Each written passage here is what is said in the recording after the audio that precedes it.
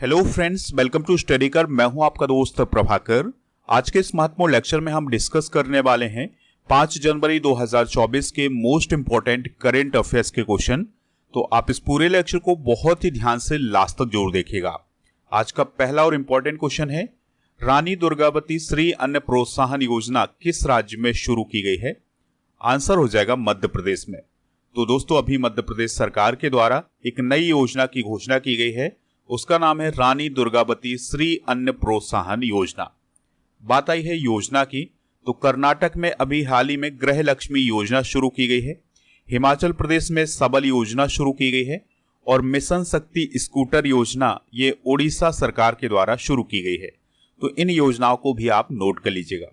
चलिए अब इस क्वेश्चन को डिस्कस करते हैं। दोस्तों, अभी हाल ही में मध्य प्रदेश में इलेक्शन हुए थे और इस इलेक्शन में जीत हासिल हुई है बीजेपी पार्टी को और नए मुख्यमंत्री बने हैं डॉक्टर मोहन यादव। तो डॉक्टर मोहन यादव जी के द्वारा जबलपुर में अभी हाल ही में अपनी कैबिनेट की बैठक आयोजित की गई थी और इस बैठक में ही उनके द्वारा रानी दुर्गावती श्री अन्न प्रोत्साहन योजना की घोषणा की गई है। इस योजना का उद्देश्य क्या है? तो इस योजना का उद्देश्य है मोटे अनाजों के उत्पादन को बढ़ावा देना, यानी कि जो मोटे अनाज हैं उसके प्रोडक्शन को बढ़ावा देने के लिए यह योजना शुरू की गई है। और इस योजना में कहा गया है कि जो किसान मोटे अनाज का उत्पादन करेंगे उन्हें प्रति किलो 10 रुपए के हिसाब से प्रोत्साहन राशि प्रदान की जाएगी। बात आई है मध्य प्रदेश की, तो मध्य प्रदेश से रिलेटेड कुछ इंपॉर्टेंट करेंट अफेयर्स डिस्कस कर लेते हैं। तो अभी हाल ही में मध्य प्रदेश में 2 नए डिप्टी सीएम बने हैं। पहले डिप्टी सीएम है जगदीश देवड़ा जी, दूसरे हैं राजेंद्र शुक्ला जी। इसके अलावा मध्य प्रदेश की विधानसभा के अध्यक्ष कौन बने हैं? नरेंद्र सिंह तोमर। याद रखिएगा कि मध्य प्रदेश की विधानसभा में 230 सीटें हैं। यूनेस्को के द्वारा मध्य प्रदेश के ग्वालियर शहर को संगीत की नगरी का खिताब दिया गया है। मध्य प्रदेश की मुख्य सचिव कौन बनी है? बीरा राणा, और बीरा राणा मध्य प्रदेश की दूसरी महिला मुख्य सचिव बनी है। तो पहली महिला मुख्य सचिव कौन है मध्य प्रदेश की? तो उनका नाम है निर्मला बुच। दोस्तों, भारत का सबसे बड़ा टाइगर रिजर्व कहां स्थापित किया जाएगा? मध्य प्रदेश की दमोह में। नेशनल स्मार्ट सिटी कॉन्क्लेव में इंदौर को सर्वश्रेष्ठ स्मार्ट सिटी का स्थान दिया गया था। अगर आपसे क्वेश्चन पूछा जाए स्टैच्यू ऑफ वननेस कहां स्थापित किया गया है, तो ये ओमकारेश्वर में स्थापित किया गया है। एक और महत्वपूर्ण क्वेश्चन इससे बन सकता है कि स्टैच्यू ऑफ वननेस किसका स्टैच्यू है? तो यह स्टैच्यू आदि गुरु शंकराचार्य जी का स्टैच्यू है। ये मध्य प्रदेश की बेसिक जानकारी भी डिस्कस कर लेते हैं। तो मध्य प्रदेश को हम हृदय प्रदेश भी बोलते हैं। और मध्य प्रदेश से कौन सी महत्वपूर्ण नदी निकलती है? नर्मदा नदी। भारत का टाइगर स्टेट है और इसके अलावा चीता स्टेट भी है। मध्य प्रदेश का गठन कब हुआ था? 1 नवंबर 1956 को। राजधानी क्या है? भोपाल। यहाँ पर जिलों की संख्या कितनी हो गई है? 55। राज्यपाल कौन है? मंगू भाई छगन भाई पटेल। मुख्यमंत्री कौन है? डॉक्टर मोहन यादव।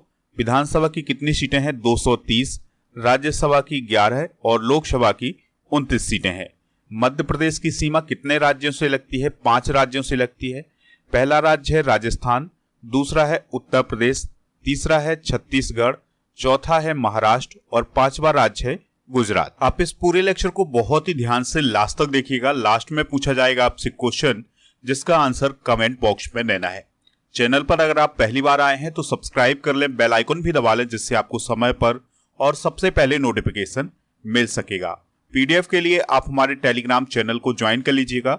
आपको टेलीग्राम पर जाना है, स्टडी कर ऑफिशियल सर्च करना है तो हमारा चैनल मिल जाएगा। इस चैनल को ज्वाइन कर लीजिएगा तो पीडीएफ भी मिल जाएगा।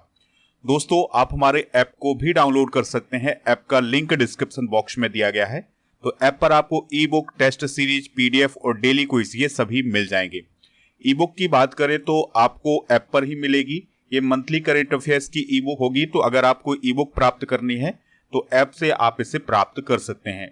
और ये जो ई बुक है दोनों माध्यम में है, यानी हिंदी और इंग्लिश दोनों माध्यम में आपको मिल जाएगी। नेक्स्ट क्वेश्चन है, आर्ट एंड कैपिटल के अनुसार विश्व का सबसे मजबूत पासपोर्ट किस देश का बना है? तो यूनाइटेड अरब अमीरात का। तो दोस्तों, अभी हाल ही में आर्ट एंड कैपिटल के द्वारा पासपोर्ट को लेकर एक इंडेक्स जारी किया गया है और इस इंडेक्स में विश्व का सबसे मजबूत पासपोर्ट यूएई का पासपोर्ट बताया गया है। बात आई है यहां पर फिनलैंड की। तो दोस्तों वर्ल्ड हैप्पीनेस इंडेक्स 2023 में पहले स्थान पर फिनलैंड रहा है। फिर है फ्रांस, तो digital quality of life index 2023 में पहले स्थान पर फ्रांस रहा है। ग्लोबल पीस इंडेक्स 2023 में पहले स्थान पर आइसलैंड रहा है। तो ये इंडेक्स भी आप नोट कर लीजिएगा। चलिए अब इस क्वेश्चन को डिस्कस करते हैं। तो आर्टन कैपिटल के द्वारा अभी हाल ही में पासपोर्ट को लेकर के जो इंडेक्स जारी किया गया है, इस इंडेक्स में यूनाइटेड अरब अमीरात का जो पासपोर्ट है वो सबसे शक्तिशाली पासपोर्ट है। तो इसका मोबिलिटी स्कोर कितना है? 180। इसका मतलब ये हुआ कि जिन व्यक्तियों के पास यूएई का पासपोर्ट है वो 180 देशों में जा सकते हैं। दूसरे स्थान पर जर्मनी, स्पेन, फ्रांस, इटली और नीदरलैंड रहे हैं, यानी संयुक्त रूप से इन सभी का दूसरा स्थान रहा है। तीसरे स्थान की बात करें तो तीसरे स्थान पर स्वीडन, फिनलैंड, लग्जमबर्ग, ऑस्ट्रिया और स्विट्जरलैंड रहे हैं, यानी तीसरे स्थान पर इन सभी देशों का संयुक्त स्थान रहा है। तो भारत की बात करें तो आर्टन कैपिटल पासपोर्ट इंडेक्स में भारत की 66वीं रैंक रही है और इसका मोबिलिटी स्कोर रहा है 77, यानी भारत के पासपोर्ट धारक 77 देशों में यात्रा कर सकते हैं। दोस्तों आर्टन कैपिटल पासपोर्ट इंडेक्स में 199 पासपोर्ट को शामिल किया गया था, यानी 199 पासपोर्टों का मूल्यांकन किया गया था। 2023-24 के प्रमुख सूचकांक भी डिस्कस कर लेते हैं। तो 100 अरब डॉलर की संपत्ति वाली पहली महिला कौन बनी है? Francoise Bettencourt Meyers. QS sustainability ranking 2024 में दिल्ली यूनिवर्सिटी का कौन सा स्थान रहा है? 220वां।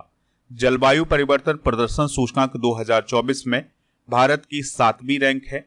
हैनेली पासपोर्ट इंडेक्स जो कि जुलाई 2023 में जारी किया गया था, इसमें भारत की रैंक 80 रही है। विश्व प्रेस स्वतंत्रता सूचकांक 2023 में भारत की 161वीं रैंक रही है। विश्व प्रसन्नता सूचकांक 2023 में भारत की 126वीं रैंक रही है। ऊर्जा संक्रमण सूचकांक 2023 में भारत की 67वीं रैंक और चुनावी लोकतंत्र सूचकांक 2023 में 108वीं रैंक रही है। नेक्स्ट क्वेश्चन है, क्रिकेट के 147 साल के इतिहास का सबसे छोटा टेस्ट मैच भारत और किसके बीच खेला गया है? आंसर हो जाएगा साउथ अफ्रीका। तो दोस्तों भारत और साउथ अफ्रीका के बीच टेस्ट मैचों की सीरीज चल रही है। तो इसमें अभी हाल ही में केपटाउन में जो टेस्ट मैच खेला गया है वो क्रिकेट के 147 साल के इतिहास का सबसे छोटा टेस्ट मैच रहा है। सबसे पहले ऑप्शन डिस्कस करते हैं, फिर इसके बाद इस क्वेश्चन के बारे में डिस्कशन करेंगे। ऑस्ट्रेलिया की बात आई है तो ऑस्ट्रेलिया ने अभी हाल ही में क्रिकेट विश्व कप 2023 का खिताब जीता है और उसने 6वीं बार क्रिकेट विश्व कप का खिताब अपने नाम किया है। इटली की बात आई है तो दोस्तों इटली ने अभी हाल ही में टेनिस का डेविस कप अपने नाम किया है, यानी 2023 का डेविस कप किसने जीता है? इटली ने जीता है। वेस्ट इंडीज की बात आई है तो वेस्ट इंडीज से क्या रिलेट कर सकते हैं? तो वेस्ट इंडीज के क्रिकेटर रहे हैं मार्लन सैमुअल्स, तो उन पर आईसीसी के द्वारा 6 साल का बैन लगाया गया है। चलिए अब इस क्वेश्चन को डिस्कस करते हैं। तो सबसे पहले आप ये जानिएगा कि क्रिकेट में जो टेस्ट मैच खेला जाता है ये 5 दिनों का खेला जाता है और एक पारी में 90 ओवर फेंके जाते हैं। लेकिन भारत और साउथ अफ्रीका के बीच केपटाउन में ये जो टेस्ट मैच खेला गया है ये 107 ओवर में ही खत्म हो गया है, जो कि क्रिकेट के इतिहास का सबसे छोटा टेस्ट मैच बना है। इस टेस्ट मैच को भारत ने जीता है। दोस्तों इसके अलावा एक और रिकॉर्ड बना है, भारतीय क्रिकेट टीम केपटाउन के न्यूलैंड मैदान पर जीत हासिल करने वाली पहली एशियाई टीम भी बन गई है। चलिए दोस्तों स्पोर्ट्स से रिलेटेड कुछ इंपॉर्टेंट करंट अफेयर्स भी डिस्कस कर लेते हैं। तो अभी हाल ही में ऑस्ट्रेलिया के क्रिकेटर डेविड वार्नर ने वनडे और टेस्ट से संन्यास की घोषणा की है। सोनी स्पोर्ट ने कार्तिक आर्यन को फुटबॉल का ब्रांड एम्बेसडर बनाया है। साक्षी मलिक ने अभी हाल ही में रेसलिंग से संन्यास लिया है। Amitabh Bachchan Indian Street Premier League में मुंबई टीम के मालिक बने हैं। मिचेल स्टार्क आईपीएल के इतिहास के सबसे महंगे खिलाड़ी बने हैं। उन्हें 24.75 करोड़ रुपए में केकेआर की टीम ने खरीदा है। दोस्तों मिचेल स्टार्क को आप याद रखिएगा, ये ऑस्ट्रेलिया के क्रिकेटर हैं। क्रिकेट से रिलेटेड कुछ कप और ट्रॉफियां भी डिस्कस कर लेते हैं। तो Rohinton trophy, GD Birla trophy, Ranji trophy, Irani trophy, CK Naidu trophy, Duleep trophy, Cooch Behar cup, Jhansi की रानी ट्रॉफी, देवधर ट्रॉफी और विजय हजारे ट्रॉफी, ये सभी क्रिकेट से रिलेटेड ट्रॉफियां हैं। नेक्स्ट क्वेश्चन है, भारतीय नौसेना के उप प्रमुख कौन बने हैं? तो दोस्तों भारतीय नौसेना के उप प्रमुख बने हैं दिनेश के त्रिपाठी। कौन बने हैं दोस्तों? दिनेश के त्रिपाठी। ऑप्शन की अगर हम बात करें तो रणधीर जायसवाल विदेश मंत्रालय की नए प्रवक्ता बने हैं, राहुल रसगोत्रा आईटीबीपी के महानिदेशक बने हैं, अनीस दयाल सिंह सीआरपीएफ के महानिदेशक बने हैं। तो दोस्तों अभी हाल ही में वाइस एडमिरल दिनेश के त्रिपाठी ने वाइस चीफ ऑफ नेवी का चार्ज संभाल लिया है। उन्होंने किसका स्थान लिया है? तो संजय जयसिंह का स्थान लिया है। संजय जयसिंह की नियुक्ति कहाँ की गई है? तो उन्हें पश्चिमी नेवल कमांड के flag officer commanding in chief का चार्ज दिया गया है। दिनेश के त्रिपाठी जुलाई 2020 से मई 2021 तक नौसेना संचालन के डायरेक्टर जनरल भी रहे हैं। बात आई है भारतीय नौसेना की, तो इसकी स्थापना कब हुई थी? 1612 में, और इसका काम होता है भारत की समुद्री सीमाओं की रक्षा करना। आदर्श वाक्य क्या है? सम नो वरुणः। भारतीय नौसेना के वर्तमान में प्रमुख कौन है? Admiral R Hari Kumar. नौसेना दिवस कब मनाया जाता है? 4 दिसंबर को मनाया जाता है। दोस्तों वर्तमान में भारत की सीडीएस कौन है? याद रखिएगा, अनिल चौहान है। दोस्तों आपके लिए एक इंफॉर्मेशन है कि हमारे दूसरे यूट्यूब चैनल राजा गुप्ता करंट अफेयर्स पर यूपी पुलिस की तैयारी के लिए डेली लाइव क्लासेस शुरू हो चुकी हैं। तो आज से ही आपको क्लासें मिलना उपलब्ध हो जाएंगी। तो आयास खान सर मैथ के एक्सपर्ट हैं, तो उनकी क्लास होगी 6 PM पर, और फिर इसके अलावा दोस्तों राजा गुप्ता सर की जो क्लास होगी वो 9 PM पर होगी, और राजेश सर की क्लास होगी, ये जीके जीएस के एक्सपर्ट हैं, तो इनकी 7 PM पर क्लास होगी। और फिर सुरजीत सर, ये रीजनिंग के एक्सपर्ट हैं, तो इनकी क्लास 8 PM पर होने वाली है। तो आप इन क्लासों को जरूर ज्वाइन करिएगा। नेक्स्ट क्वेश्चन है, किस राज्य सरकार ने गुणोत्सव 2024 लॉन्च किया है? आंसर हो जाएगा असम। तो असम की गवर्नमेंट के द्वारा अभी हाल ही में गुणोत्सव 2024 को लॉन्च किया गया है। ऑप्शन की अगर हम बात करें तो मध्य प्रदेश में अभी हाल ही में कुनो वन महोत्सव आयोजित किया गया है, हरियाणा के कुरुक्षेत्र में अंतरराष्ट्रीय गीता महोत्सव आयोजित किया गया था, और दोस्तों गोवा में 54वां भारतीय अंतरराष्ट्रीय फिल्म महोत्सव आयोजित किया गया है। तो ये पॉइंट भी आप नोट कर लीजिएगा। चलिए अब इस क्वेश्चन का डिस्कशन करते हैं। तो असम की गवर्नमेंट के द्वारा गुणोत्सव 2024 को लॉन्च किया गया है। दोस्तों इस कार्यक्रम के माध्यम से 40 लाख छात्रों के प्रदर्शन का मूल्यांकन किया जाएगा, यानी कि उनकी स्टडी किस प्रकार से चल रही है, उनका किस प्रकार से प्रदर्शन है, इस बात का आकलन किया जाएगा गुणोत्सव 2024 के अंतर्गत। तो इसमें सभी प्राथमिक और माध्यमिक विद्यालयों को शामिल किया गया है। दोस्तों 2023 की कुछ प्रमुख महोत्सव भी डिस्कस कर लेते हैं। तो अगर आपसे पूछा जाए लेवेंडर महोत्सव कहां आयोजित किया जाता है? जम्मू कश्मीर में। अर्बन क्लाइमेट फिल्म महोत्सव का आयोजन कहां हुआ है? कोलकाता, पश्चिम बंगाल में। मोनलम चैनमो उत्सव कहां आयोजित किया गया है? लेह, लद्दाख में। माघी मेला उत्सव कहां आयोजित किया जाता है? पंजाब में। बिजली उत्सव असम में आयोजित किया गया है। थाबे उत्सव बिहार में। भूमचू उत्सव सिक्किम में, और खजुराहो नृत्य महोत्सव खजुराहो मध्य प्रदेश में आयोजित किया गया है। नेक्स्ट क्वेश्चन है, किस जिले को one district one product award 2023 दिया गया है? आंसर हो जाएगा बुरहानपुर। तो मध्य प्रदेश के बुरहानपुर जिले को one district one product award 2023 प्रदान किया गया है। तो यह अवार्ड कहां प्रदान किया गया है? नई दिल्ली में। तो नई दिल्ली में अभी हाल ही में आत्मनिर्भर भारत उत्सव 2024 का आयोजन किया गया है, और इस उत्सव के दौरान ही बुरहानपुर जिले को one district one product award 2023 प्रदान किया गया है। यह अवार्ड बुरहानपुर को क्यों दिया गया है, किस क्षेत्र में दिया गया है? तो केला के प्रसंस्करण के लिए यह अवार्ड दिया गया है। यानी बुरहानपुर जिले में जो केले की फसल होती है उससे बहुत सारे प्रोडक्ट बनाए जा रहे हैं, जिससे लोगों को रोजगार प्राप्त हो रहा है। तो इसी उपलब्धि के लिए बुरहानपुर जिले को one district one product award दिया गया है। यहाँ पर बात आई है अवार्ड की, तो 2023 के कुछ प्रमुख अवार्ड डिस्कस कर लेते हैं। तो सुधा मूर्ति जी को ग्लोबल इंडियन अवार्ड प्रदान किया गया है। रुई किसियांग झांग को शास्त्र रामानुजन पुरस्कार दिया गया है। वहीदा रहमान को दादा साहब फाल्के अवार्ड 2021 प्रदान किया गया है। स्वाति नायक को नॉर्मन बोरलॉग फील्ड अवार्ड प्राप्त हुआ है। नजमा अख्तर को शिक्षा के क्षेत्र में लाइफ टाइम अचीवमेंट पुरस्कार प्राप्त हुआ है। विजयवाड़ा रेलवे स्टेशन को ग्रीन रेलवे स्टेशन का सर्टिफिकेट प्राप्त हुआ है।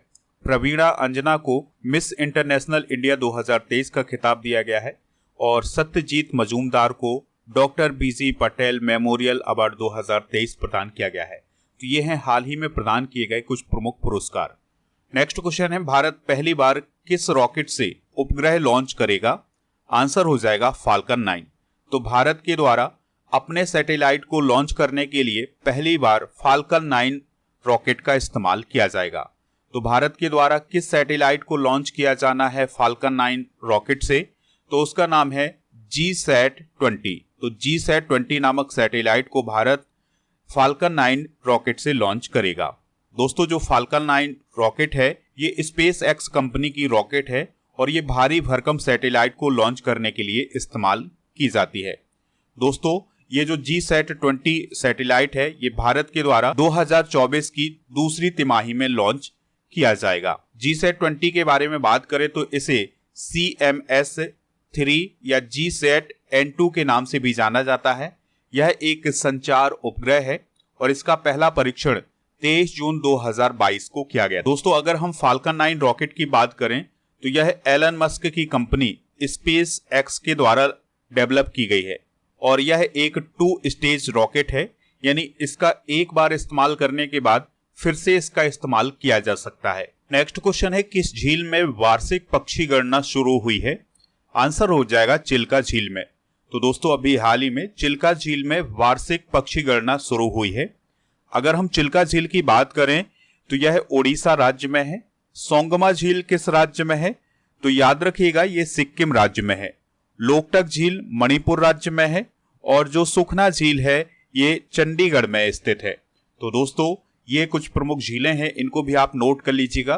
तो ओडिशा की चिल्का झील में अभी हाल ही में वार्षिक पक्षी गणना शुरू हुई है, यानी वहां पर पक्षियों की गणना शुरू की गई है और इसमें 100 से अधिक पक्षी वैज्ञानिक और कई कार्यकर्ता शोध कर रहे हैं। दोस्तों, चिल्का झील जो है एशिया की सबसे बड़ी खारे पानी की झील है और भारत के पूर्वी तट पर दया नदी के मुहाने पर यह झील स्थित है। दोस्तों, दया नदी की बात करें तो यह बंगाल की खाड़ी में गिरती है। चिल्का झील उड़ीसा के कितने जिलों में फैली हुई है? तो 3 जिलों में फैली हुई है। पहला है पुरी, दूसरा है गंजम, तीसरा है खोरदा। दोस्तों, चिल्का झील को 1981 में आर्द्रभूमि रामसर साइट भी घोषित किया जा चुका है। यहाँ पर आप ओडिशा की लोकेशन देख सकते हैं और यहाँ पर स्थित है चिल्का झील। नेक्स्ट क्वेश्चन है, हट्टी समुदाय किस राज्य से रिलेटेड है जिसे एसटी का दर्जा दिया गया है, यानी शेड्यूल्ड ट्राइब का दर्जा दिया गया है? आंसर हो जाएगा हिमाचल प्रदेश। तो हिमाचल प्रदेश के हट्टी समुदाय को अभी हाल ही में एसटी का दर्जा दिया गया है और इसके लिए हिमाचल प्रदेश की गवर्नमेंट के द्वारा नोटिफिकेशन भी जारी किया गया है। हट्टी समुदाय काफी दिनों से एसटी के दर्जे की मांग कर रहा था और अब उसे फाइनली एसटी का दर्जा दिया जा चुका है। दोस्तों, याद रखिएगा कि भारतीय संविधान का जो अनुच्छेद 342(1) है उसमें ये कहा गया है कि जो राष्ट्रपति हैं वो राज्य या संघ क्षेत्र के जनजातियों या जनजातीयों समुदायों के कुछ भागों या समूहों को अनुसूचित जनजाति यानी एसटी का दर्जा दे सकते हैं। तो एसटी का दर्जा देने का जो अधिकार है वो किसके पास है? प्रेसिडेंट ऑफ इंडिया के पास। नेक्स्ट क्वेश्चन है, किस राज्य सरकार ने ड्रोन मिशन शुरू किया है? आंसर हो जाएगा महाराष्ट्र। तो महाराष्ट्र की गवर्नमेंट के द्वारा ड्रोन मिशन शुरू किया गया है। तो महाराष्ट्र सरकार ने ड्रोन तकनीक के उपयोग के लिए महाराष्ट्र ड्रोन मिशन शुरू किया है। इसके लिए आईआईटी बॉम्बे के विशेषज्ञों की एक टीम बनाई गई है जो कि योजना तैयार कर रहे हैं। दोस्तों, इस ड्रोन का इस्तेमाल निगरानी करने के लिए और ट्रैफिक के मैनेजमेंट करने के लिए किया जाएगा। तो इसके लिए 6 क्षेत्रीय केंद्र बनाए जाएंगे और 12 जिला स्तरीय केंद्र स्थापित किए जाएंगे। बात आई है महाराष्ट्र की, तो इसकी बेसिक जानकारी डिस्कस कर लेते हैं। तो महाराष्ट्र की स्थापना हुई थी 1 मई 1960 को और इसी दिन एक और राज्य की स्थापना हुई थी, उसका नाम है गुजरात। तो 1 मई को गुजरात और महाराष्ट्र का स्थापना दिवस भी मनाया जाता है। राजधानी क्या है महाराष्ट्र की? मुंबई। मुख्यमंत्री हैं एकनाथ शिंदे, राज्यपाल हैं रमेश बैस। यहाँ पर विधान परिषद की 78, विधानसभा की 288, राज्यसभा की 19 और लोकसभा की 48 सीटें हैं। यहाँ पर आप दोस्तों महाराष्ट्र की लोकेशन देख सकते हैं। चलिए दोस्तों, अब हम कल के करंट अफेयर्स को रिवाइज करते हैं, फिर इसके बाद जनरल नॉलेज के पिटारे को डिस्कस करेंगे। लास्ट में पूछेंगे आपसे एक क्वेश्चन जिसका आंसर कमेंट बॉक्स में देना है। तो कल का पहला क्वेश्चन था, MS स्वामीनाथन पुरस्कार से किसे सम्मानित किया गया है? प्रोफेसर BR कंबोज को। राजीव गांधी स्वरोजगार स्टार्टअप योजना किस राज्य में शुरू की गई है? हिमाचल प्रदेश में। पावर ग्रिड कॉरपोरेशन के नए CMD कौन बने हैं? रविंद्र कुमार त्यागी। किस राज्य के राज्यपाल ने आयुष्मान योजना के तहत कैशलेस स्वास्थ्य सुविधा का उद्घाटन किया है? हरियाणा। मिस्र, इथियोपिया, ईरान, सऊदी अरब और UAE किस संगठन के पूर्ण सदस्य के रूप में शामिल हुए हैं? ब्रिक्स। विश्व ब्रेल दिवस कब मनाया जाता है? 4 जनवरी को। किस राज्य के मुख्यमंत्री के द्वारा 200 इको बसों का अनावरण किया गया है? असम। विदेश मंत्रालय के नए प्रवक्ता कौन बने हैं? रणधीर जायसवाल। PM विश्वकर्मा योजना लागू करने वाला पहला केंद्र शासित प्रदेश कौन बना है? जम्मू कश्मीर। माउंट लेबोटोबी ज्वालामुखी में विस्फोट हुआ है, यह किस देश में है? इंडोनेशिया में। आज के जनरल नॉलेज के पिटारे में हम डिस्कस करेंगे राष्ट्रीय आंदोलन की कुछ महत्वपूर्ण घटनाएं, जैसे रॉलेट अधिनियम किस वर्ष आया था? 1919 में। और 1919 में ही जलियांवाला बाग हत्याकांड और मॉन्टेग्यू चेम्सफोर्ड सुधार हुआ था। 1920 में खिलाफत आंदोलन, 1920 में असहयोग आंदोलन भी हुआ था, 1922 में चौरी चौरा कांड हुआ था और 1927 में साइमन कमीशन की नियुक्ति की गई थी और 1928 में साइमन कमीशन भारत आया था। तो ये पहला पार्ट है, इसके आगे के पार्ट को दोस्तों कल डिस्कस करेंगे। कल के करंट अफेयर्स में आपसे एक क्वेश्चन पूछा गया था कि लुई ब्रेल का जन्म किस देश में हुआ था? तो आंसर है इसका फ्रांस। तो लगभग सभी लोगों ने इसका आंसर फ्रांस बताया हुआ है। तो इसी प्रकार से आपसे जो क्वेश्चन पूछा जाए उसका आंसर आप कमेंट बॉक्स में जरूर बताइएगा। आज का क्वेश्चन है, रणजी ट्रॉफी किस खेल से रिलेटेड है? तो जो भी इसका राइट आंसर हो कमेंट बॉक्स में जरूर बताएं, हमें इंतजार रहेगा आपके आंसर का।